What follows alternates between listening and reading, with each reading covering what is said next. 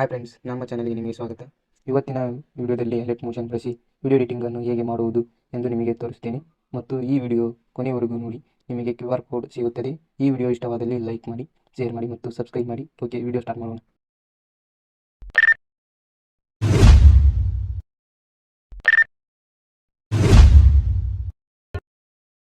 ನಿನ್ನೆದುರಲಿ ನಾನು